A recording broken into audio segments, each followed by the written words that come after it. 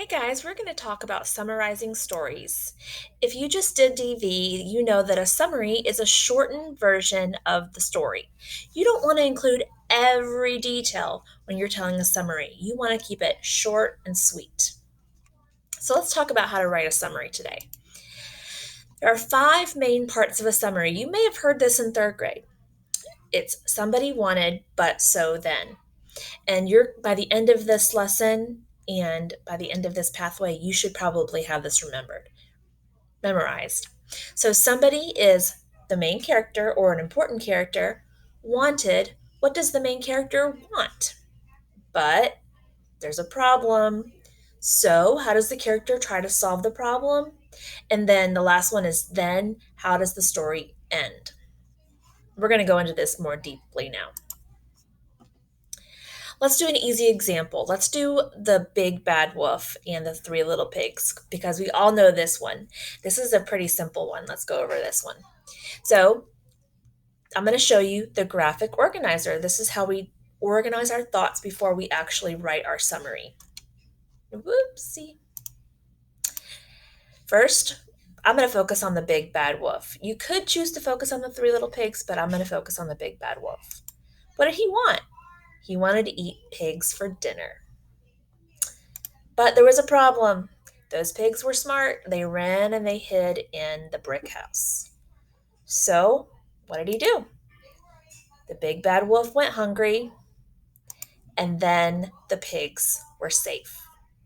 Now, if you turn this into your teacher, she is going to say, that's a graphic organizer. That's not a summary. A summary is when you write it in sentences. So let me show you what my summary looks like. Let me read this to you. In the story, The Three Little Pigs, the big bad wolf wanted to eat the three little pigs for dinner. However, the pigs were smart and hid in the strong brick house. So the big bad wolf went home hungry and the pigs were safe. Guys, if you look at it, I took everything from the graphic organizer side and I put it over here in a complete sentence. The big bad wolf, there he is. What did he want? To eat pigs for dinner. There it is. Instead of putting the sentence starter but, I use the word however because it's more professional, it sounds better. However, the pigs were smart and hid in the strong brick house. That's what I have right here. So the big bad wolf went home hungry. There's that sentence. And the pigs were safe. That's the last part.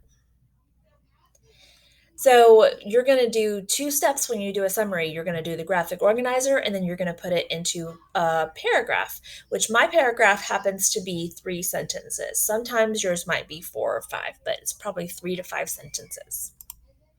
Here are some important reminders. A summary must be written in complete sentences. You can't have like the big bad wolf, 3 little pigs, went hungry. That's not a summary. Those are sentence fragments. You have to leave out so many details.